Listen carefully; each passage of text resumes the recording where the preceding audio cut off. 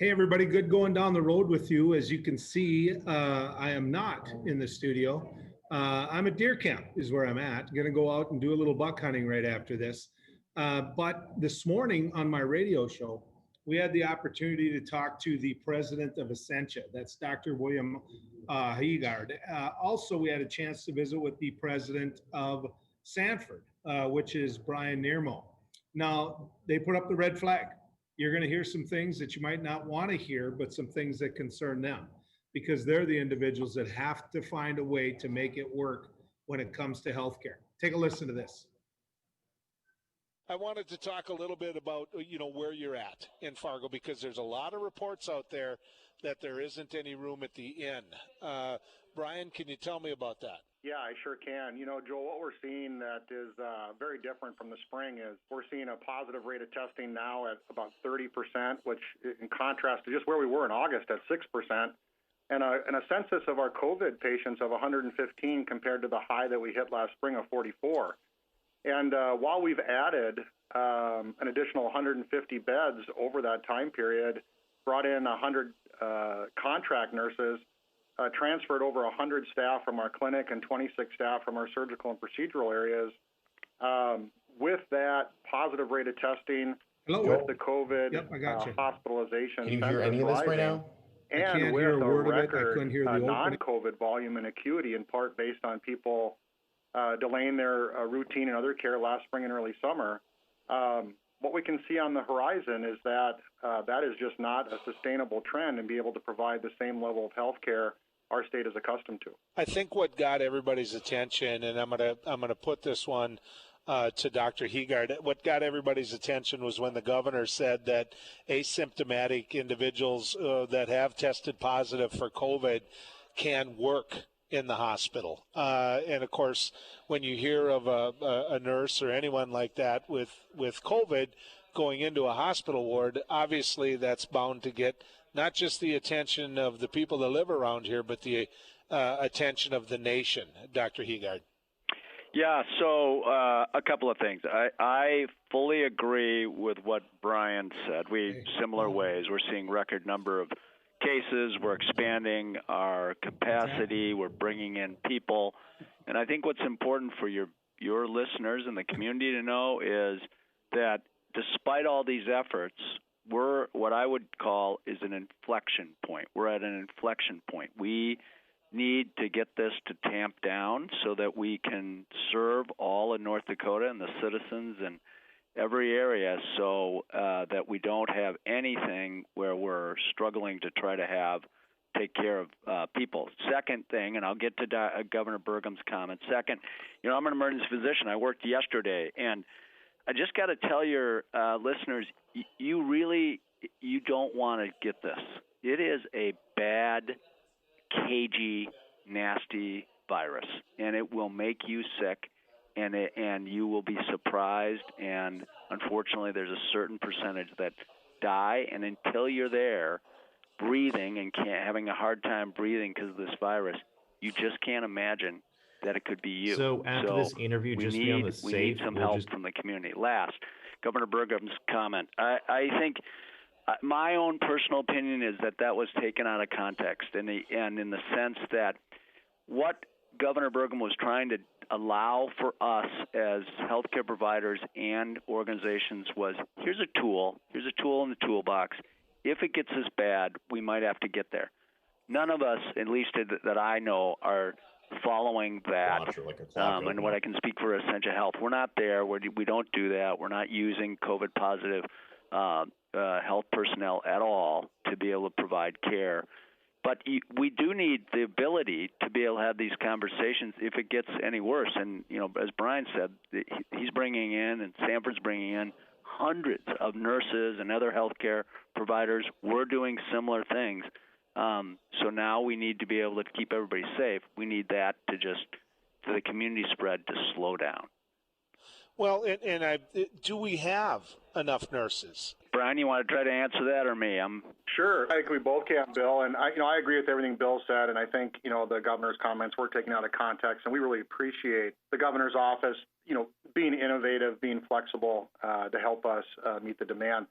there are enough workers for a routine emergency. This is not a routine emergency. There are enough workers if we can change the curve, if we can change the trend. But the trends as they are right now, there are not enough. And it's a nationwide shortage, Joel. It's not just here in Fargo. It's not in Bismarck, Minot, Grand Forks. It's a national shortage. And so the pool of national workers to pull from is short. I would just add to that agree, and what we need to know as a community is the people on the front line, they're working double shifts, they're working really hard and totally committed, but we can't get them to get sick. So that's the other thing. So there's staffing that we're bringing externally and our own staff. So these are precious resources that we need to protect and support. I want to back up something you said, Dr. Heegard, and I'm one of the lucky individuals that has had COVID in comparison to many others. I've lost a good friend to this that was younger than me. So this assumption that you can't die from it at an age that isn't in what everybody thinks is okay, you're 60 up or 65 up, that just simply isn't true. The friend I lost was in his early 50s. I've had it. And when you say that it's serious, this was not the flu. It was not. I mean, I can back you up on that. And I was one of the lucky ones, Dr. Heegard. Right.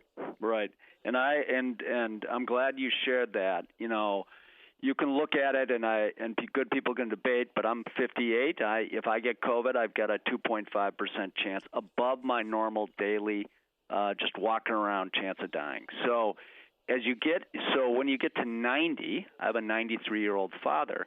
He has a 50% chance if he gets it. So it really depends on where you are in your age.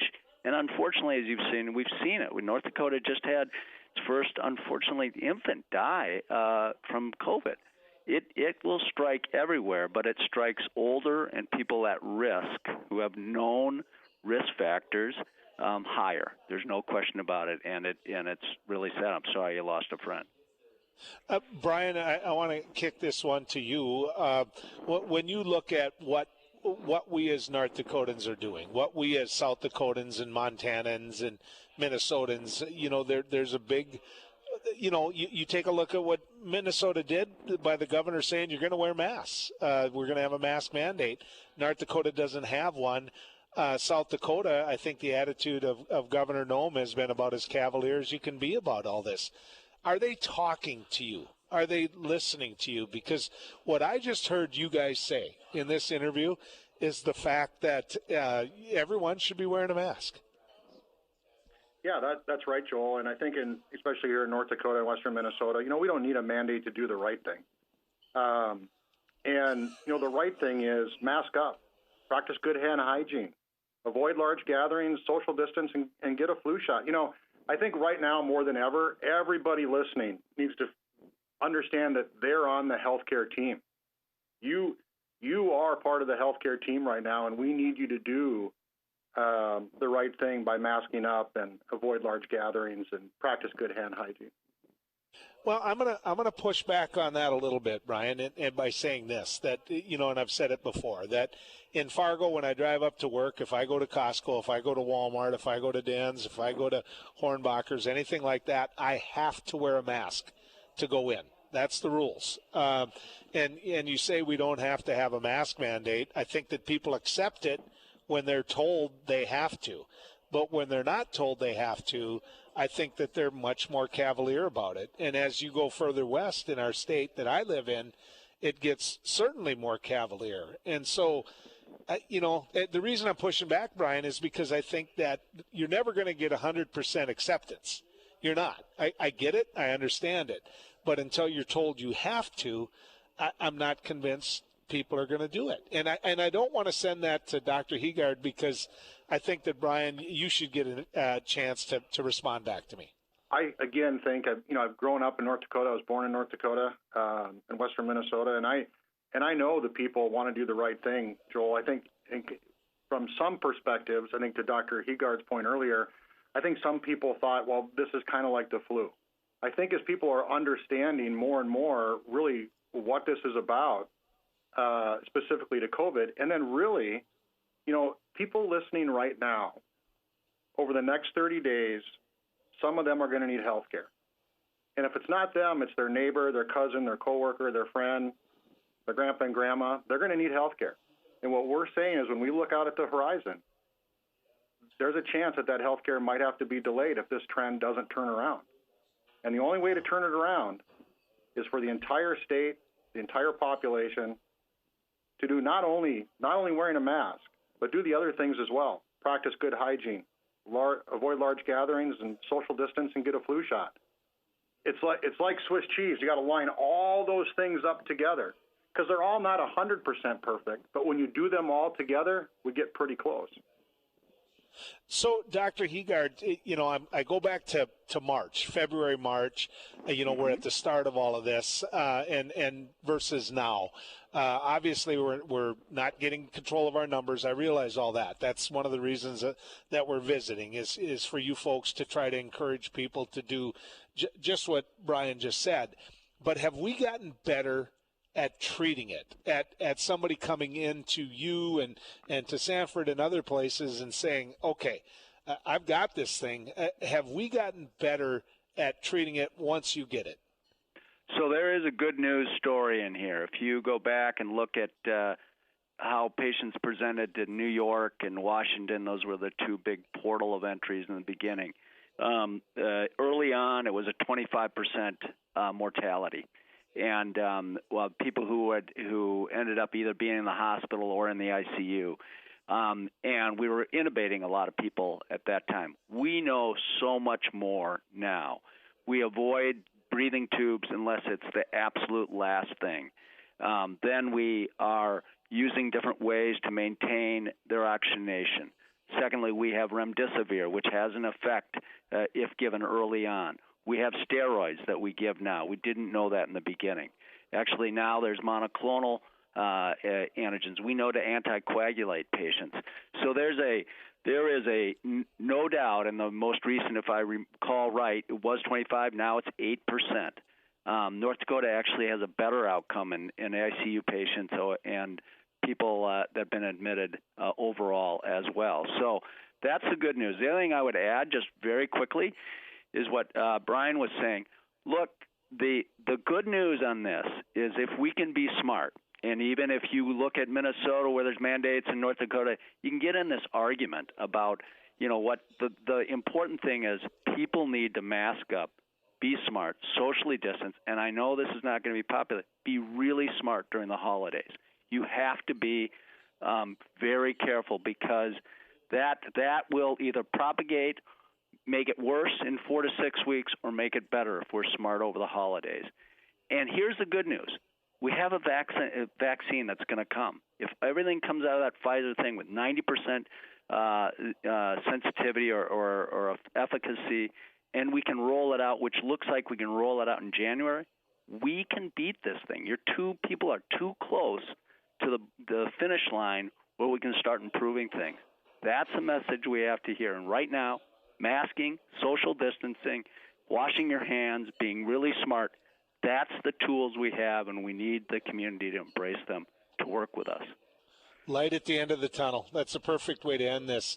They're serious, aren't they? That's right. You can't get a stronger warning than what those two individuals gave you. You got the president of Essentia, and you've got the president of Sanford. That's the two big hospitals, ladies and gentlemen, and what they're telling you is this. They want you to wear this.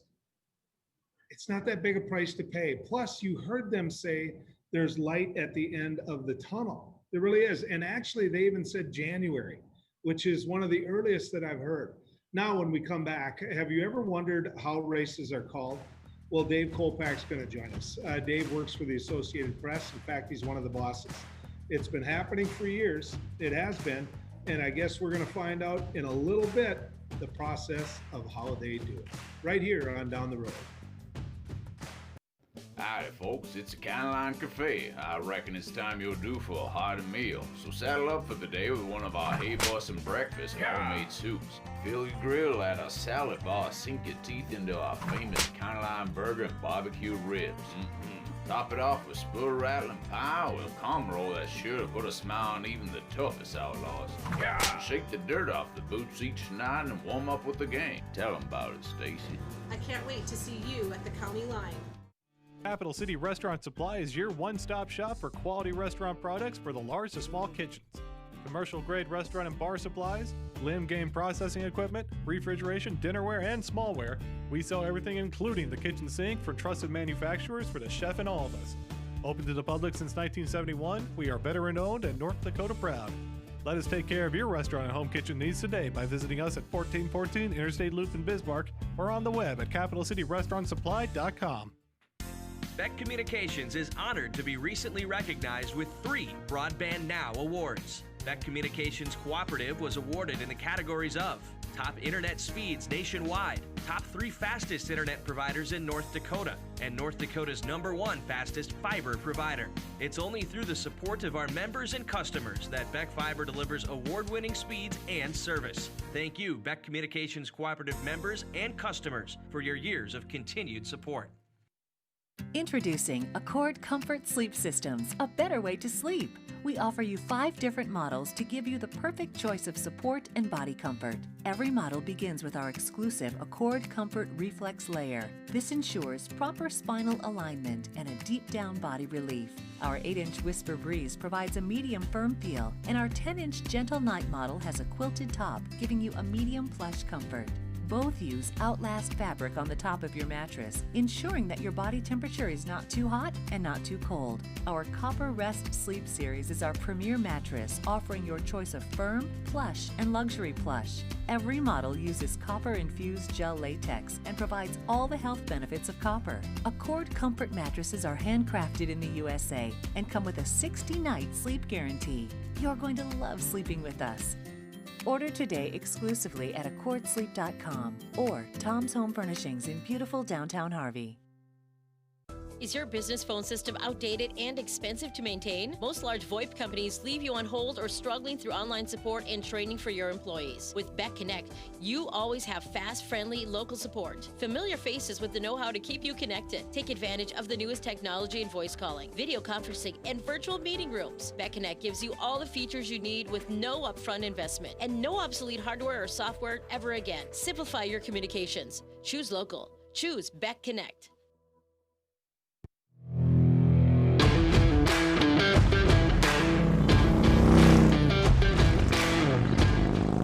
Welcome back to Down the Road. I've known him for years. I have. He's never beat me at golf. That's number one. Okay. And number two, he is a journalist in the purest sense. That's right. He's one of those fact checkers and double checkers, and he's never meant to be a talk show host because, he just actually believes that you can't say something to start a fight. Yeah, you got to have all the facts on your side. It's Dave Kolpak, and Dave is the breaking news supervisor with the Associated Press. Dave, good to have you coming down the road with us. Thank you, Joel. I am willing to start a fight about golf if you want to really get down to the fact check on that match. You hit a putt that was from here to South Dakota. I mean, can we just admit that it was the luckiest putt I've ever seen in my life? You dented the whole green rolling around on it. I couldn't see it go in. It was so far away. You had to, my partner had to tell me that we made that putt. And all right, enough on the match right there. But well, and it's illegal to gamble. Can we point that out? Even though we were playing by a casino, so you never took any money away. No, it was all for pride. Yeah, exactly. How does the AP call these races? There's all types of talk that races were called too early, and that the media had someone they wanted to see win, and that they encouraged people not to vote anymore because they called the races too quick. Walk me through it. How does the AP call these races? Well, I'll give you a little history, Joel. I mean, first off, the AP is known for two things, basically, when it comes to credibility. One, I have it right here. It's the AP style book. This is what everybody uses, every journalist uses, to check their spelling and grammar. Number 2 is elections. The president tweeted out shortly after Joe Biden was declared the winner. I was out walking. It was 10:30 on Saturday when he was declared, and he said, so when does the media call who the next president will be? Well, I have the answer for that. When it comes from the AP, we started calling it in 1848. And that's when Zachary Taylor was named president. It was right after the Mexican-American War. By the way, that's how AP got its start, because there were, so many papers that had to send correspondence there, spend money. They said, hey, let's pay one group money to report for all of us, and that's how it started. So it's not unusual, first off, for the media to be calling these races. How we do it, I mean, it's a year-long operation for us. We have people that have, A, done this for years, and B, that's all they do. And we have several meetings leading up to the election with our state house reporters. These are the people that cover politics in each state in the country, and they have a good handle on, how the politics are leaning. They also do surveys. A week before the election, they interviewed, I believe, 139,000 people on how they were going to vote and why they were going to vote. We also had a couple interesting dress rehearsals the 2 weekends before, and I was involved in both those. As things kind of got split up with AP, I wound up covering the South Dakota election. And so the 2 Saturdays before, the Saturday before, we basically had a mock election, just like, a mock fantasy football draft, only 100 times as intense. And so we prepared for different scenarios on how these votes were going to break. We also prepared for any possible technical glitches that might be on our end. So just leading into the night, Joel, AP is prepared. They've done this before. They've been around the block. I would say they are the most trusted source. Have they got a few wrong? Yeah, they were part of the gang that called Al Gore in Florida in 2000, which they kind of had to take back. But the accuracy is pretty incredible. I mean, they hire stringers in all states. I mean, from the top to the bottom of the ticket, they have people collecting votes. And, it's not just the number of votes. They also know, how a specific state, specific county is leaning. And I'll give you an example. Florida went pretty smoothly, considering that, it appeared to be a tight race most of the night. And they called that about 12:30 a.m. Eastern time, the night of the election. And what happened there is that Vice President Biden still had 3 counties that were pretty heavily Democrat traditionally. So, in terms of the research, there were some race callers saying, hey, let's wait it out. But they also happened to be Miami-Dade County. And as that was unfolding, Biden was really underrepresented there. And, the Trump campaign had done a masterful job. For a year, they had been down there campaigning and, mentioning socialism every 2 minutes, right? And they really captured the Latino vote, especially the Cuban vote. The people that were under Castro scared to death of that. And so they called that race with 3 Democratic counties still out there. But by that point, they knew they had the people that were gathering all the votes and knew the history of what had been happening there. And so it was. So, I know people complained on the other side when it appeared that Biden had Pennsylvania wrapped up as well. But that was an instance where I think we all know this was a real odd election. You had the pandemic for one thing, and with that you had a big write-in vote candidate a campaign early, and a lot of people sent their votes in early, and yet those votes were counted later.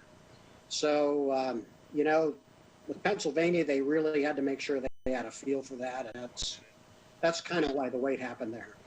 I've only got a minute left, Dave, but do you think at times that people confuse polling with what you just described? Certainly. Polling, I'll give you a good historical example of polling real quickly. You know, the old Dewey-Truman story where the Chicago Tribune had called the race for Dewey when Truman actually won. Well, they had based that on polling. In fact, George Gallup, it was a Gallup poll. He was big back then. They also had to go to press early that night. There was a printer's strike. So that was polling gone wrong. Luckily the AP didn't call that race. Polling is different from what we do. Ours is based, totally on what we hear from the people close to the election and after the election. Yeah. After the voting, excuse me. Dave, thank you. I appreciate it, because I think it needed to be pointed out that the pollsters are the ones that got it wrong. The people that called the races, if you look at what happened on Election Day, they got it right. So, Dave, appreciate you coming on. Yeah, anytime, Joel. Happy to be here. Well, there's a lot of fighting going on about that, isn't there? There's a lot of people who are saying they didn't call it right. They did call it right. They call it too soon. It's suppression. It's everything. Well, don't confuse calling a race with polling a race. Those are two completely different things. If you look at Pennsylvania, the Democrats are really mad that they didn't call Pennsylvania earlier. When you look at Arizona, well, the president thought that they should have called Arizona when he was ahead. There's all of that going on. Michigan, another perfect example. The point is this: it's science. It really is when it comes to calling a race. When we come back, what is the future of ag in the Northern Plains when it comes to the Biden administration? Let's talk to Tyler Axness about that right after this. I just went in for a regular mammogram and I found out that I had a little tumor. Through the exam and the biopsy, it was determined that I had cancer. I got a call from one of my doctors that I was diagnosed with breast cancer. After 5 years, they found a local reoccurrence. The first thing you hear when you're told you have a cancer, it's a little daunting because you don't know where to go with it. Since 1999, in a partnership between CHI St. Alexius Health and Sanford Health Bismarck, the Bismarck Cancer Center has provided the most advanced radiation therapies and holistic support services for cancer patients and their loved ones for 20 years. I've been at the Bismarck Cancer Center since it started. I actually was in the basement of Med Center 1 before, when we had old machines and old equipment. And thankfully, the two hospitals at the time, St. Alexius and Med Center 1, joined forces to create the Bismarck Cancer Center. I walk in the door, I get nothing but hugs, and I was marveled at them. I mean, I thought it was the best place in the world. The staff is unbelievably compassionate, and they explain everything to you. Everybody's genuinely concerned about your well-being, and the level of care is just top-notch. The Cancer Center just does such an amazing job of helping people. To me and my family, the Cancer Center means life. It's given me the ability to live out my life with my family, my wife, my children, my grandchildren. Because of them, I'm 2 years out, get to move on with my life, make a difference now for other people. I would recommend this center because the minute you walk through that door, they've got your back. This center means so much to me and to the people that are in this building, and we just want to keep giving it back to the community and providing for them what they need.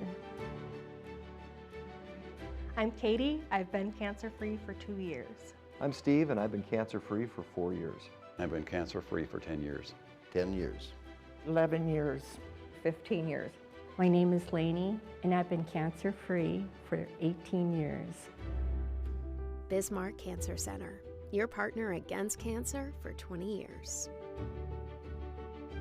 Who do you trust with your digital life? Not all cloud backup providers keep your data truly private. Beck Cloud Backup uses advanced multi-layer encryption to keep your family photos, videos, and sensitive business documents secure and only for your eyes. Your Beck Lightband Internet service already includes 50 gigs of free storage to keep your digital life safe and secure. Call us at 701-475-2361 to start using your Beck Cloud Backup today.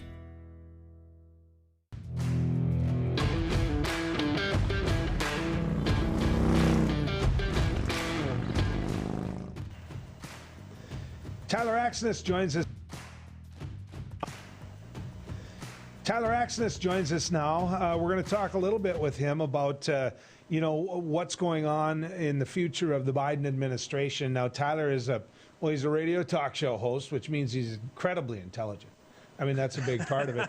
He's also the creator and the author and the man that runs ND Explains. And I hope you check that out. I do. I hope you go to do the Google, find ND Explains, because his writing is absolutely fabulous. Take a chance to read him, and it'll be one of your regular spots that you visit. Tyler, good to have you going down the road with us. Joel, I appreciate the opportunity to hitch the ride with you. How are you doing? It's a new day. It is. The Biden administration is already looking at what they're going to do when it comes to COVID. They've named their team. Whether or not the Trump administration wants to begin that transfer, I don't think it matters. The Biden administration isn't going to let grass grow under their feet, which means that everybody's looking at appointments. I get one more call asking me if my sister's going to be Secretary of Ag. I think I'm going to shoot myself.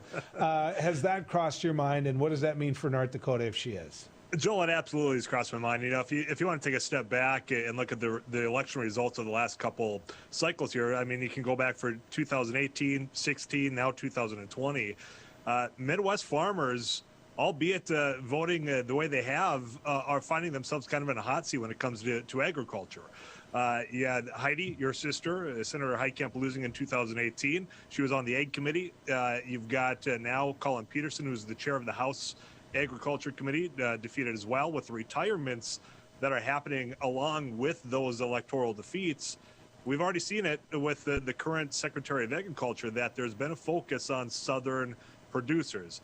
We're going to go from soybeans and corn to peanuts and cotton if we don't have somebody that is certainly a strong Midwest advocate and that Secretary of Agriculture running the USDA. And that's why I think it's vitally important that someone, whether it's Heidi Heitkamp or I've heard Amy Klobuchar's name getting thrown out there, to me it makes sense that Heidi's in the running. She was on the committee. She's been a strong advocate against the trade fights. You've got trade, you've got waivers, you've got weather, and you've got COVID are the big things impacting agriculture. And if you don't have somebody out there standing on the front lines for the producers up here, we're going to get lost in the shuffle, Joel. And I mentioned the fact that a lot of people are asking me that question. The question of, will she serve if asked? Here's the thing. Right. Those decisions are made, behind the door. I mean, nobody asks someone unless they know what the answer is going to be. Fair, Tyler? I think that's very fair, Joel. Yeah. Okay. And that's why it's been fun to watch some of the evasiveness out there, to be honest with you.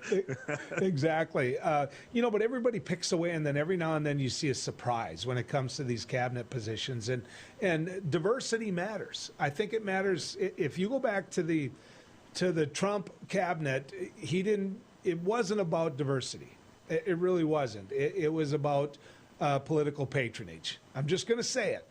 He ended up with a defense secretary that he didn't like because of it. He ended up with a Secretary of State that he didn't like because of it. His Secretary of State was an individual that made major donations, and in the end he fired. So for this to be a team, when you see the cabinet, you would need a cabinet that's around longer than a year or a couple of months, Tyler. Well, yeah, and especially with this pandemic that we're facing right now, Joel. I mean, yeah, is there some light at the end of the tunnel with a pending vaccine? Yeah, but that's very, very far away. And with everything else, you got the trade disputes, the global impacts that we've had going on. You need to have somebody that's been in the room before, that's built the relationship, and that's somebody that's going to be there beyond just a few months. And, you talked about the previous administration having appointments that didn't last long. Well, I think most of that was due to an ego from the commander-in-chief himself and wanting to have just yes men surrounding him. I don't see that and Joe Biden, I think he's been around long enough. Some people say, well, you know, he was involved in politics for 47 years. When you're the highest ranking individual in the most powerful country in the world, I think that experience is going to go a long way. And I'm thinking that he's going to surround himself with people that can boost some of that experience along with his. I would add this to it as well. Everybody forgets, you know, Joe Biden's about to be president of the United States. We all know that. The only person in America, I think, that doesn't know that is the one that's yet to concede, and that's Donald Trump or maybe a couple family members around him. But my guess is they're going to start whispering in his ear. But Joe Biden was vice president of the United States for 8 years. He was the last person in the room to speak to the president before any major decision was made. We all know that that's going to be Kamala Harris now. The big question is, who else is going to be in that room? Who else is going to be the one that when a policy is formed and developed and implemented, in the case that you just said, in agriculture, who do you want to be that person in the room? And there is a big separation between the crops. I mean, you know, wheat, corn, soybeans, barley, they're a whole lot different than cotton and peanuts, Tyler. Well, Joel, and I want to take a step back to what was done in this outgoing administration when it comes to who was in the room. Well, we had Sonny Perdue. He's from Georgia. And, you know, we did this market facilitation program, billions of dollars to go and try to attempt to offset the impacts financially from this trade war. And where did it disproportionately go? Georgia was the one that had the most per acre coverage in that. Not North Dakota, where the soybeans were, that took perhaps one of the biggest hits. It was Georgia. That's why I think, you know, getting back to Midwest farmers, it's got to be said they voted, and I'm not sure if this is the partisanship that we've now become witnessing here, but they voted against their own self-interest, and they might get bailed up by having someone like Heidi Heitkamp stick around in that room, deciding, you know what, Mr. President, my corn growers, I know I'm not in the EPA, but you know what, these ethanol waivers, let's chat about that, because we got to have something that's going the right way up here. So I think it is vitally important to have somebody that's been, one, on the committee, two, that's got the experience, and three, that's been involved in all levels of government going into this administration. Where do you rank in your family in age? Do you have an older sister? I'm the youngest, so they claim I'm spoiled, but I beg to differ there, Joel. And I'm the youngest. Oh, that's okay. Well, maybe some things are beginning to make sense now. Yeah, they turn into talk show hosts. I'm sure Ed Schultz was the youngest too. The point I'm getting at here is, you know, I'm bigger, I'm stronger, and quite frankly, I could take Heidi down and give her the head rub. But it doesn't change the fact that she's going to shoot me that look. When I ask her whether or not she's going to be the Secretary of Ag or whether or not she'd take the job or any of those, she just gives me that big sister look like it's none of your business. You know, but I do know this. It would be good for us in the North Country to have someone in that position. I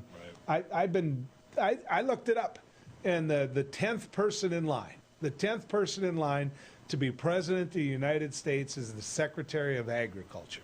And for a woman from Little Matador, North Dakota, to be 10th in line to be president wouldn't be all that bad, Tyler. No, I think it'd be a pretty big honor. And I think a lot of people around here would be honored to have her in that position, regardless if you're a Republican or a Democrat, Joel. Is it time for Donald Trump to say I lost? Publicly. I think it's time for him to publicly say that. I think you're starting to see the writing on the wall behind the scenes when all these leaks are coming out from close individuals, and I think some of them being family members of wanting to take on a new cable television network because, you know what, Fox News just didn't get it done for them. You know, so the writing's there. You're starting to see more and more Senate Republicans come on and say, you know what, Joe Biden, the president-elect, should be getting the classified briefings as of now. So I think the walls are starting to cave in, and it's just up to him to finally say, you know what, this one didn't work out for me. And whether it's going to be up to him if he wants to go for 2024, I think over those 4 years, a lot will change in his mindset that, you know what, if he can get into that lucrative television business, I think he'll be happy. Marco Rubio said that if he runs for president in 2024, that he is the nominee of the Republican Party. I thought that was a pretty bold statement. And you would think that by now he would have had them exhausted as well. Tyler, I know you got to move on. You got radio shows to do and writing to do, but I appreciate you going down the road with us. Well, I appreciate the opportunity, Joel, anytime. You bet. I'm just going to tell you the truth. I don't know. I don't know if Heidi's going to get that appointment. I don't know. I don't know what she's going to do. I know this, you're never going to find out that she was offered the appointment. You're never going to find that out if she's not willing to take it. It's that plain and that simple. By the time the president asks someone, they've already indicated that they want the job. And there's politics behind that as well, because I can guarantee you this, there are other candidates than Heidi Heitkamp that people would like to have Secretary of State. You know, obviously I meant Secretary of Ag. I'm going to get in trouble for that. And the reason I'm going to get in trouble for that is I don't know where Heidi's at in it. But I do know this, that when her baby brother and his buddies and others in radio are talking about it, people are going to assume that I do know. I don't. I really don't. Whether you believe me or not, I don't. I know she's going to be one of the ones looked at. And everything in between, well, that's between them. When we come back, Doug Lear is a biologist with North Dakota Game and Fish. To me, he's in so many ways the face of Game and Fish. He writes an article, he does TV, he does radio, and the thing about Doug is he's approachable. And he always wants you to spend time outdoors. That's what he wants. And that's one of the reasons I love him. So obviously you can see I'm at deer camp and I love the outdoors. Let's talk to Doug and find out why he does right after this.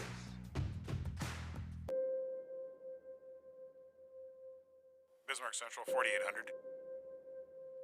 4800, go ahead.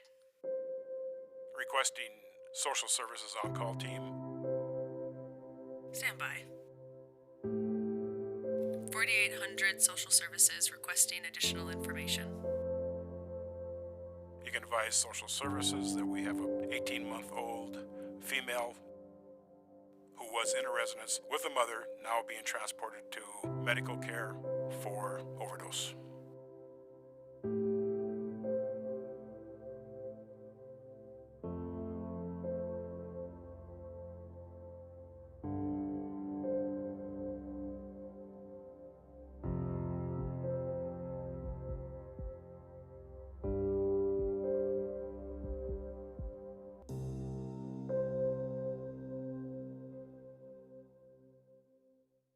Trusting your digital life to faceless tech giants can be risky. Will they keep your family and business information truly safe from prying eyes? If you subscribe to local Beck Lightband Internet service, you already have Beck Cloud Backup. Beck Cloud Backup is the safest, most private cloud storage for all your family memories, schoolwork, and business documents. Call 701-475-2361 to start using your free space on Beck Cloud Backup today. You just might find the home of your dreams this weekend by watching the Alliance Real Estate Tour of Homes Sundays at 6 p.m. and Wednesdays at 7 on Beck, featuring properties from Bismarck, Mandan, Minot, and surrounding areas. The Alliance Real Estate Tour of Homes presents desirable properties that are for sale, lets you meet your Alliance realtors, and provides critical insights into local happenings from community and business leaders. Join us this Sunday evening at 6 or Wednesday at 7 for the Alliance Real Estate Tour of Homes on Beck. Today's households have more digital devices than ever before. More links to family, business, education, and entertainment. Beck Communications spent over 10 years building North Dakota's fastest fiber optic internet service. Beck Lightband Internet, outpacing speeds in large cities nationwide. Lightband Internet handles all your digital needs without throttling your connection to the world. Beck Communications, valuable digital connections in rural North Dakota. Howdy folks, it's a Line Cafe. I reckon it's time you're due for a hearty meal. So saddle up for the day with one of our Hey Boss and Breakfast homemade soups. Fill your grill at our salad bar, sink your teeth into our famous Line burger and barbecue ribs. Top it off with spur rattling pie with a combo roll that's sure to put a smile on even the toughest outlaws. Shake the dirt off the boots each night and warm up with the gang. Tell them about it, Stacy. I can't wait to see you at the county line.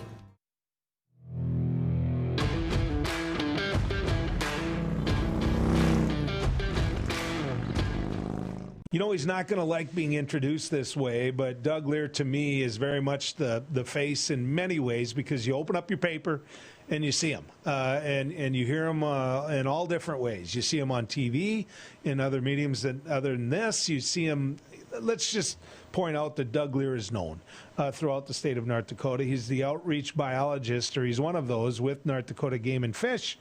Doug, good to have you going down the road with us. Always good to visit with you, Joel. You know, the reason I asked you to come on now is because it's not busy out there hunting-wise. It's not. Where are you been? There's no focus when it comes to hunting by hunters right now. Wow. I mean, this is, in a way, kind of like the Thanksgiving, Christmas, kind of like right in between that, because you've got basically just about everything open right now. So if you love to deer hunt with a gun, archery deer season, if you want to go chase some roosters, there's ducks around, there's geese around, there's grouse and partridge. It's basically open season. The buffet line is open. You just got to go through and start picking out, I want one of these and one of these. Do I have room for this? Joel, don't forget fishing. Yeah. This time of year, I see them. I see them on the lake I live. I see them out there, and you're not sitting out there in 25-degree weather at 9 o'clock at night unless you're catching fish. Can we admit that? Exactly. In fact, last Saturday, the opening weekend of deer season, we end up north of Valley City up on Lake Ashtabula, and we're coming across what's known as the Crossing. And this is the opening Saturday of deer season. There's deer hunters up and down the Cheyenne Valley. We get up to Lake Ashtabula, and I start looking around. There's not just trailers and trucks in the parking lot. There's boats out on the water. There's guys fishing on the rocks. And last weekend, Saturday, was kind of the crummier of the 3 days. It was chilly and it was windy. They weren't out there just going for a boat ride. They were out there to catch some fish, Joel. That's right. It's this time of year that I really don't like retired people. Yesterday, I got my buddy Doug Kurok from Galshoot. Okay, Galshoot, Morton, you could make an argument of where he lives. He's on a farm out there in between the two, and he's making horseradish, right? And Doug's It's a suburb of Colfax, right? Right, yeah, right. So Doug's making horseradish, and he gives me a call, said, stop in Morton, I got some horseradish for you. You know I'm going to stop, right? Yep.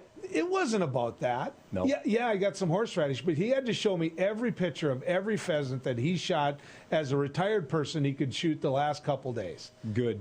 What do you mean good? I'm jealous as all get out. Well, and that's good too. Because sometimes that's what it takes to make you say, I need to get out there. I need to get out there. And sometimes, that's what it takes, Joel. So how did youth season go? Do you get results right away on that? No, we don't have all of our statistics back in, but here's the thing. It's kind of similar to what you'll hear from a farmer or a rancher.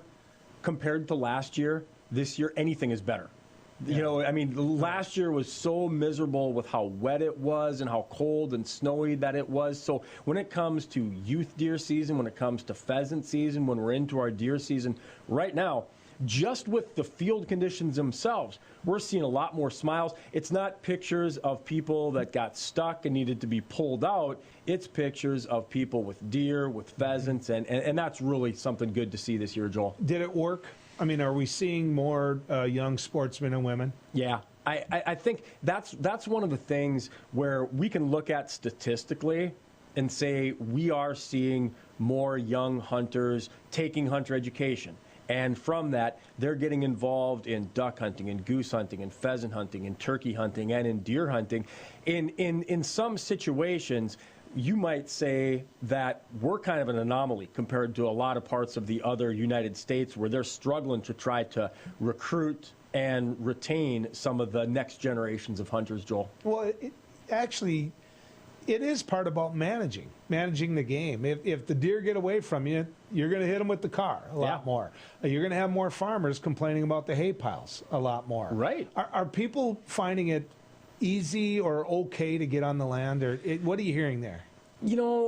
The thing where you and I grew up, so we got this great program called Plots, private land open to sportsmen. We've got WMAs, there's state land, there's federal land. And when we look at plots, you go back to 1985, there was no such thing as plots. That was even before CRP came on the board. Plots came around in 1995. CRP and plots. In a way, you could argue, especially for guys like you and I, it's easier to find hunting land now than it was 30 years ago because you have 800,000 acres of plots on top of the waterfowl production areas and the state game management areas. When it comes to private land access, I think that's where you start to realize that you have to find those relationships with the farmers and maintain that, and that's even more crucial than ever. So there's two different ways to look at it. Do we have more public hunting land access? Yes. When it comes to trying to generate that private land access, that's probably a little bit of a tougher hill to climb, Joel. Sure. And it always has been. All it takes is one person. One person to goof it up for everybody. Yeah. One person to leave a bunch of garbage laying around, or one person not closing a gate, or it just takes that one person, and you just, you're more polite than I am. But Joel, you're so right. Even if you live in town, if you live in an urban area, whether it's Bismarck, Minot, Devil's Lake, or Fargo, and you woke up on a Saturday morning and somebody had peeled out in your yard, you're never going to forget that. Yep. For 30 years, you're never going to forget that. Take that out into the country and somebody left the gate open and the cows got out. You're never going to forget that in 30 years or 40 years. If you multiply that out, somebody left the gate open, somebody drove through a field and ripped things up. Unfortunately, all it takes, as you said, is one bad apple. I had some friends one time, and they were friends that got to the end of the field and started cleaning birds, and I'm like, don't do that. Yeah. Clean them at home. Just do it at home. You don't want to leave a pile of feathers laying there. And you'll hear people say, well, we'll leave something for the coyotes to eat, and we'll leave something for the crows to eat. The thing that you have to do is you have to think about what you're doing. And if somebody was going to stop and clean a rabbit in your front driveway, and you live, in Hankinson or you live in Williston, are you going to want somebody cleaning and leaving the rabbit sitting in your driveway? Probably not. I want to go back to the plots land, because opening day of pheasant, I hunted plots land by, I'll say 8:30, but it was really closer to 9. I had limited out. I had my birds. So good for you. Yeah. And who taught you to shoot now? Yeah, well, I'm not saying it was 3 shots. I'm just saying I got my birds. Now my nephews went out, because a lot of the reputation on plots land by people who don't know is that they get hunted out. And my nephews went out 2 weekends later. They went out, got their limit. Yeah. On that. I'm not going to tell you where the plots land is, even though you're smart enough to know. Right. Because you know where I live. But, they got their limit. And that's another one of those hurdles that we're trying to get people over is, for years, people have always thought that public land is going to get worked over. I went out on the opening Friday of deer season, and there was some game management areas, some state land at 2 o'clock in the afternoon that I didn't find a hunter. Yeah. The deer are there, the pheasants are there. You just got to go get them, Joel. Well, make sure everybody on your team knows they do a good job. Thank you, Joel. From appreciate enforcement to promoting. you guys do a great job. Thanks a lot. We appreciate that. It's about managing the game, ladies and gentlemen. What it's about more than anything is the fact that the men and women of the state that I love get a chance to get out there and enjoy it. You can see all he wants you to do is get outdoors, right? And take somebody young with you.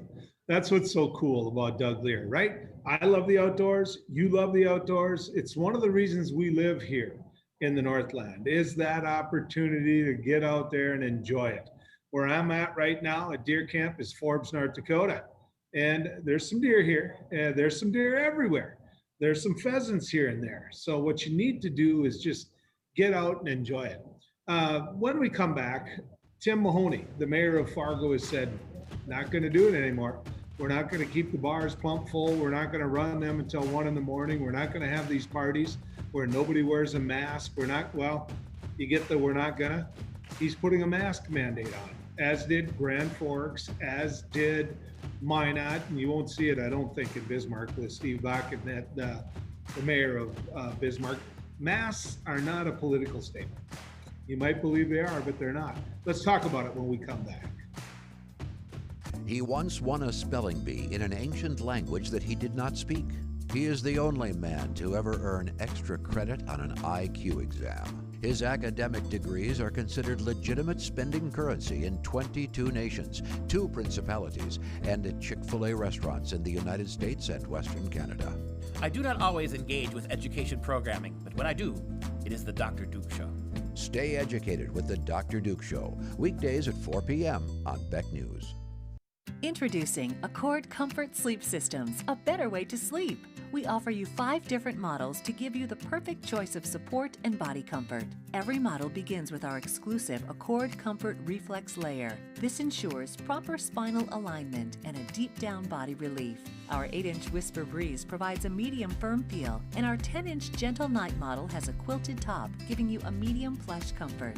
Both use Outlast fabric on the top of your mattress, ensuring that your body temperature is not too hot and not too cold. Our Copper Rest Sleep Series is our premier mattress, offering your choice of firm, plush, and luxury plush. Every model uses copper-infused gel latex and provides all the health benefits of copper. Accord Comfort mattresses are handcrafted in the USA and come with a 60-night sleep guarantee.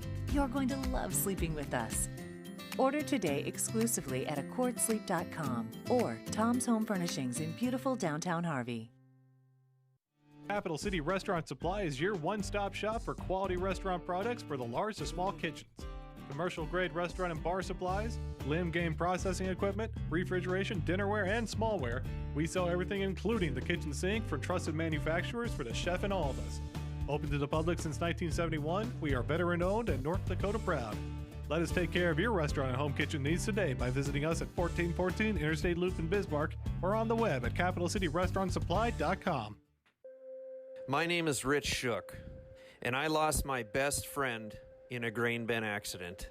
Some of the emotional scars that when these incidences happen just resonates throughout the community like dropping a rock in a pond. I guess I'll never forget.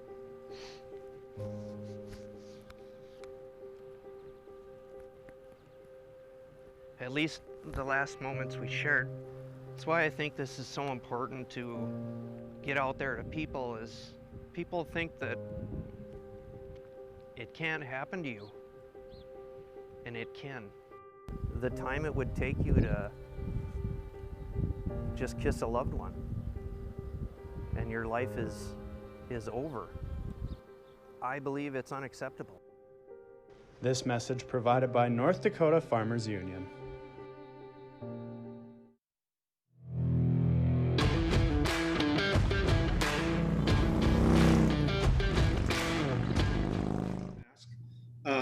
The bars can only be a quarter full.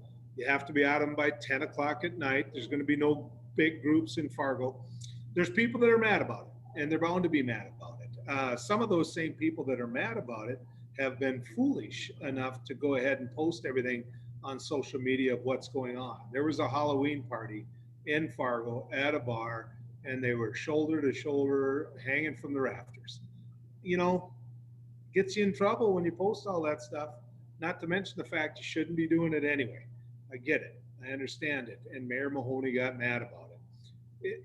You know, here's the thing. North Dakota has got the attention of the nation. All we need to do is slow it down. Just slow it down. We're not going to make it go away. We just need to slow it down, because every little bit we slow it down is the less chance we have of losing someone by the time we get to the light at the end of that tunnel. I mean, if you watch the whole show today, you heard at the beginning of the show, people talking about how there is light at the end of the tunnel. And we might be seeing people vaccinated as early as January. That isn't going to change things for Thanksgiving, and that isn't going to change things for Christmas. I get that. If you're sitting at home with your wife, you might buy a chicken rather than a turkey. But the truth of the matter is, they're trying to slow it down. And I think that's something we all have to keep in mind. You know, shows like this, where I get the opportunity to go out and work on the road and maybe record a couple interviews that we can enjoy on down the road here, are something you might see more of. Obviously, I live life that way. I get out and I have fun, and I do a lot of my regular day job on the road. So, you know, I hope you enjoyed it. I hope you had a good time. What I do know this is it's always good going down the road with you. And I have to tell you, good ride with you.